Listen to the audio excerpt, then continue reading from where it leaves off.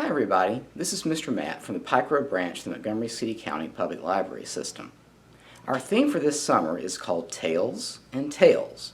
That's T-A-I-L-S and T-A-L-E-S. So when you think tales, you probably think animals. And when you think T-A-L-E-S, that's stories. So yes, it's going to be animal stories all summer long. And we're about to read one. And then after we finish with our story, we're going to go to the zoo and meet a real animal that's featured in this made-up story that we're about to read. And the title that I'm about to give you is going to give away what that animal is going to be. Because the name of the story is It's a Tiger by David LaRochelle with illustrations by Jeremy Tankard. It's published by Chronicle Books. Are you ready for a story? Me too. We'll start in the jungle, where the tall trees grow, and the monkeys swing from vine to vine. But wait a minute, that's not a monkey. That's got orange and black stripes. That looks like a tiger! Run! Everybody run! Everybody run! Everybody run! Everybody run! Whew. Okay. Now, push aside those vines, and we'll hide inside this cave. Duck your head! Whoa, whoa! Watch out for the bats! Watch out for the bats! Oh, whew. I don't know about you, but those shadows are making me nervous. In fact, one of those shadows looks like a tiger! How did he get in here? Hurry, climb that ladder and we'll make our escape. Climb the ladder, climb the ladder, climb the ladder, climb the ladder. Ah, sunshine. Doesn't that feel good? Uh-oh. Snakes! Hundreds of them! If we're very quiet, shh, we can tiptoe past.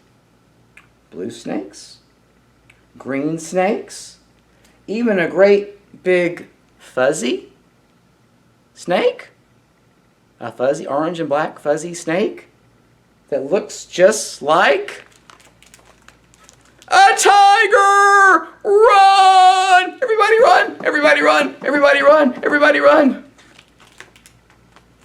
Yikes! He's gaining on us! Our only chance is to leap for that rope! Whoosh! And swing across the canyon! Let's go! Whoa! Whomp! We made it! Good thing we landed someplace soft.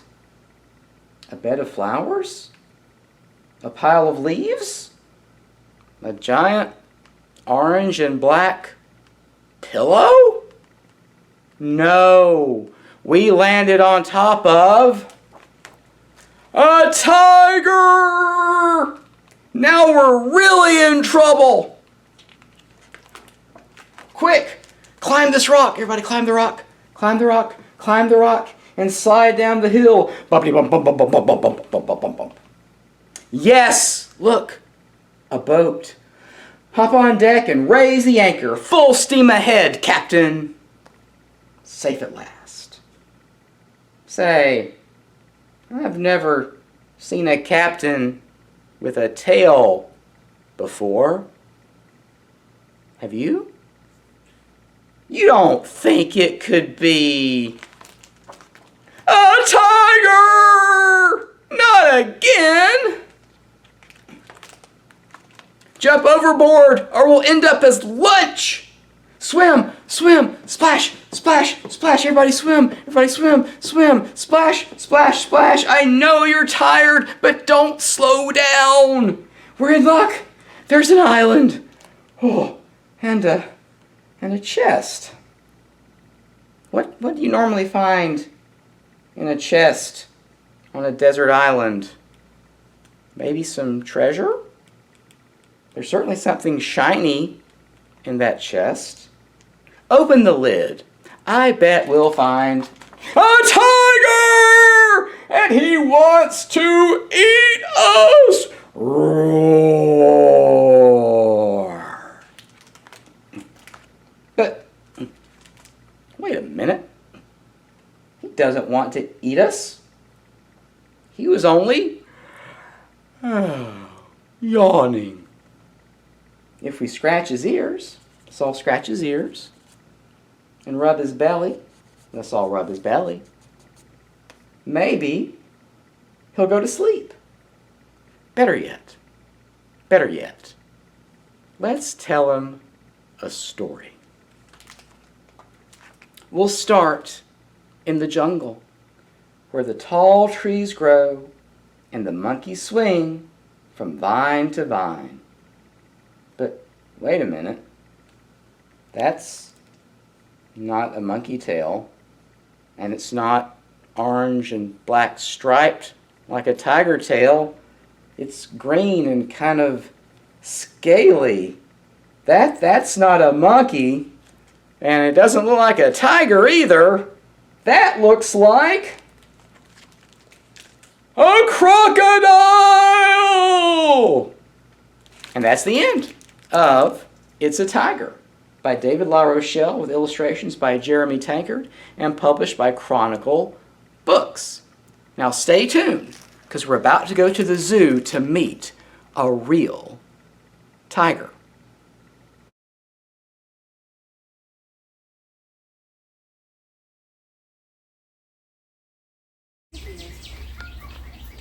So Morty here is a Bengal tiger.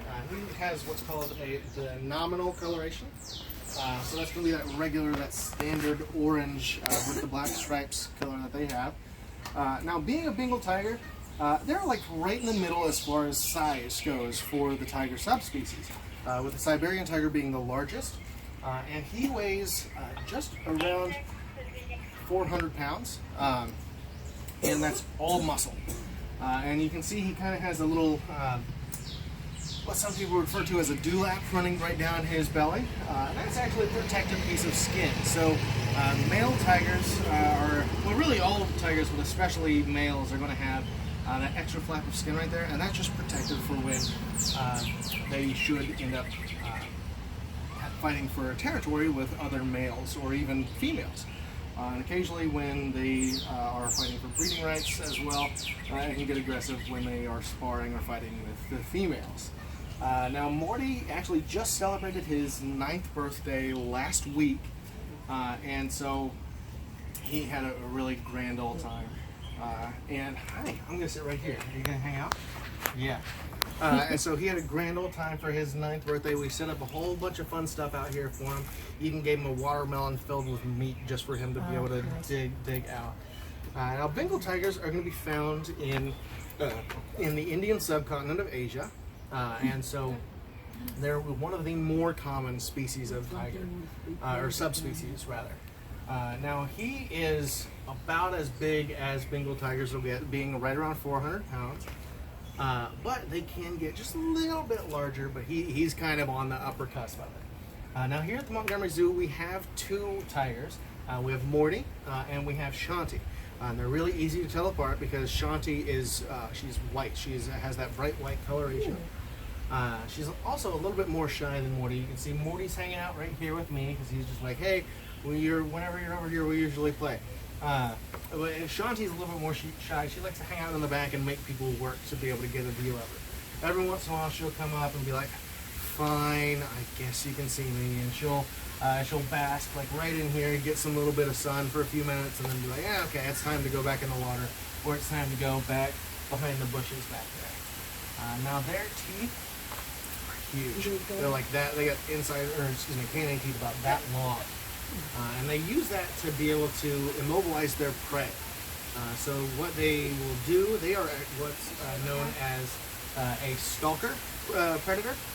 So what they will do is they will stalk their prey, and then they're going to try and get a hold of their spine or their spinal cord, and they're going to try and immobilize them that way with their teeth. And then once they are immobilized, they're going to carry them wherever they're going to go to feel safe and ready to eat. Now, they also have these white spots. Let's see if Morgan will show them to you. these white spots in the back of their ears, and those are called eyelets, right? Yeah. And so those are actually the tigers are born with that, and that's a way for the tiger cubs to protect themselves from older tigers or tigers that might have come into that territory trying to find a new mate. And so because tigers are stalker predators, they don't like things to know where they are. And if they know that the prey knows where they are, 9 times out of 10 they're not going to put in the effort to continue that hunt, because the element of surprise is lost, and their chances of a successful hunt go from about 70% to about 30% at that point, and they're going to have to outrun whatever it is they're trying to hunt. And so they have those. They're born with those eyelets so that the cubs don't have to be on the constant lookout for tigers that they don't know. It's a way to trick older tigers into seeing those eyes and being like, oh, well, I'm spotted, I'm just going to go. In fact, they say if you were to encounter a tiger in the wild, which is very unlikely, your best course of action is to stand there and let it know that you know it's there, and hopefully it's just going to go away. Knock on wood. The second best thing to do is make sure you're with someone who's slower than you. That's a joke. But yeah, they're really, really great. And he actually has pretty sharp and long claws as well.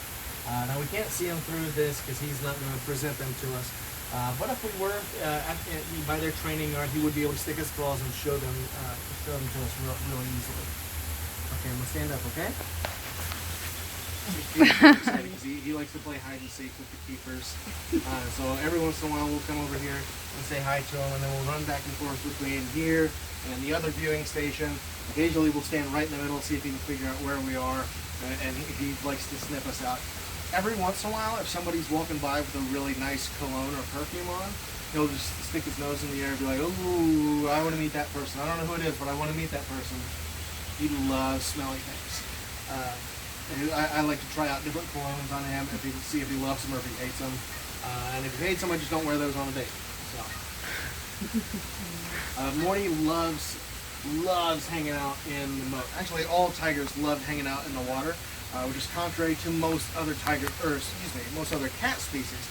Most cat species do not like the water. There are a few big exceptions, like the fishing cat, but tigers absolutely love it. In fact, they've been documented just fishing for their food before. Every once in a while in the wild, you can see them just standing by the bank waiting for a fish to come by, and they'll just swat it out.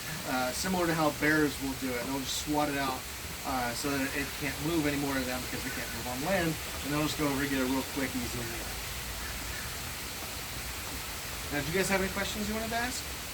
So why do they have the stripes? What do those do for them? So the stripes on tigers help break up their pattern in the wild.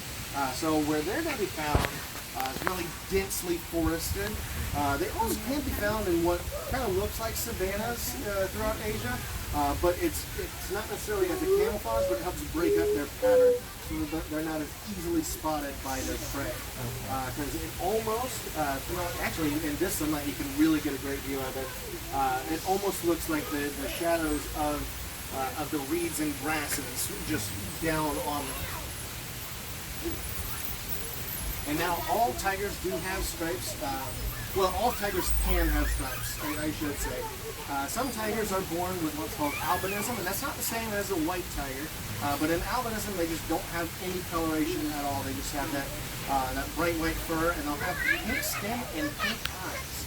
So they're just completely void of all pigments in their body.